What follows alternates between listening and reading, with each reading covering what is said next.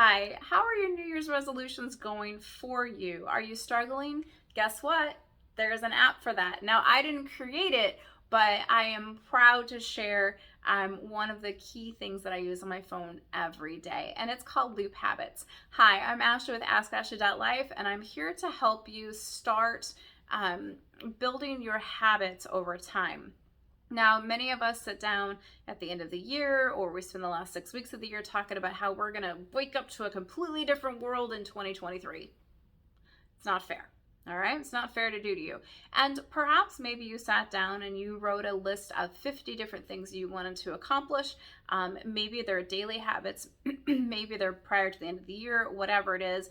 But if you keep that large of a list of things that you want to accomplish and they're at the accomplished level, as opposed to broken down into how do you accomplish those things, then you're setting yourself up for failure and it's a miserable feeling, and then round and round we go. So if you are an Android user, if you go to your app store, you're going to find Loop Habits. It is a blue square with a white circle in the middle of it, and it ends in an arrow pointing in the clockwise direction. Now, if you're an Apple user, you can still get information from this video to help you pick a habit tracker. But listen for the key things about what I like about this habit tracker, and that will help you pick out one that fits you best. All right, so I've done previous videos about setting silly goals or setting attainable goals. And what I love about Loop Habits is that you are able to manipulate the information that you enter into it. And you can really customize it to serve you. So here's what I mean by that. One of the things that I like about Loop Habits is that you are able to choose whether it is a yes or no habit, meaning did it happen or did it not happen? And you're also able to choose a quantified it did happen. So what I mean by that is I read 5 pages today, I cycled a mile today, I meditated for 60 seconds today. You can choose the number, you can choose the goal, and you can choose what increment. Is it minutes, seconds, pages? You get to customize that. It's not a drop-down box. You get to customize it all the way. The other thing that I really enjoy about Loop Habits is that it will track your history, and that you're able to see it, and you can edit it if you need to. The reason why it's nice to see it is because you can kind of see, for example, maybe my goal is to do 1 minute of meditation every day. That's a reasonable goal. So I would enter that. And if you've never meditated and you think that that seems really low, you give it a shot and see how that goes and let me know. And if you find a secret way, please reach out to me.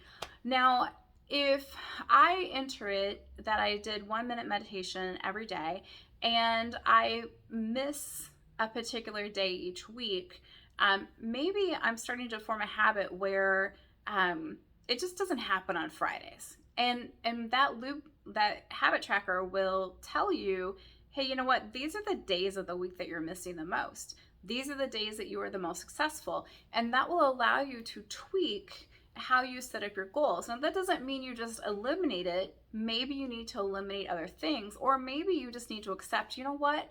6 days is a win for me, and I'm going to keep it at 6 days, and we're just good to go. And you can edit that. You can choose, do I want it to happen 1 day a week? You can choose to happen, do I want it to happen 1 day a month?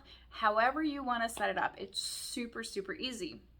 Now, the other piece of it that I like is that you have 2 options. You can choose to have the items that you check off for your day. You can have them disappear, meaning your list shortens and you're left with only a few things at the end of the day that you may not have gotten to.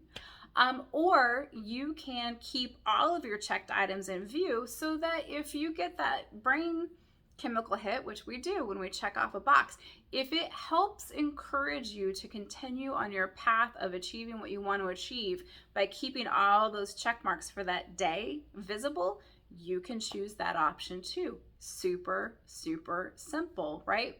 Now, a lot of us are perfectionists and we like to have everything done and at the end of the day, right? So there's also the habit option of selecting, for example, there's 5 days a week that I want to do this. There's 2 days of the week that I don't want to do it.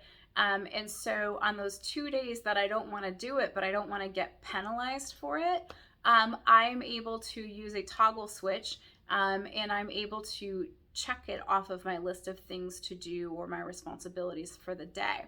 So let's talk about realistic goals and how to start building on your habit tracker.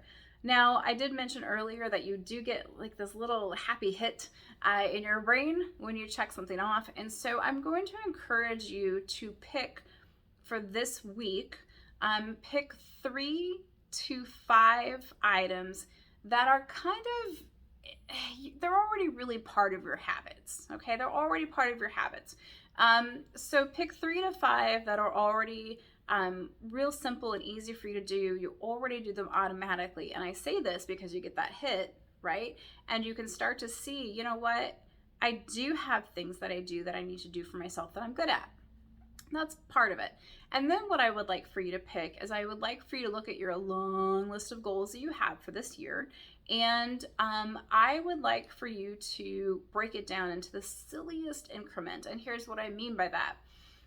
Break it down to a point where you would feel ridiculous the next day for not having crossed it off your list the previous day. So, for example, maybe your goal is to ride your bike 35 miles in one sitting. Okay?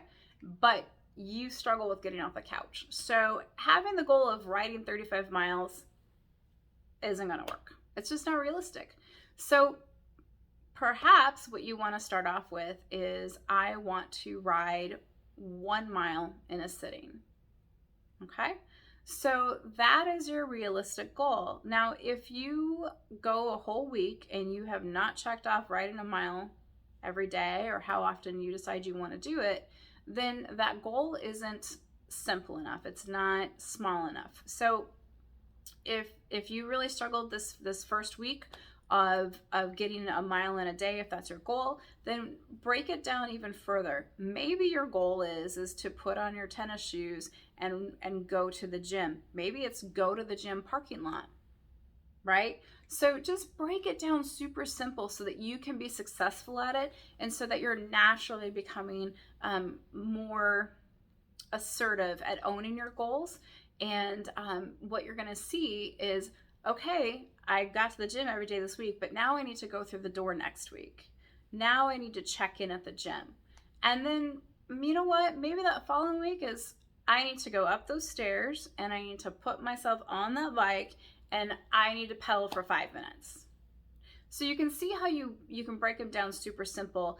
And you know, accomplishing a goal isn't about checking that one item off your list. It is about redesigning your choices and how you view your choices.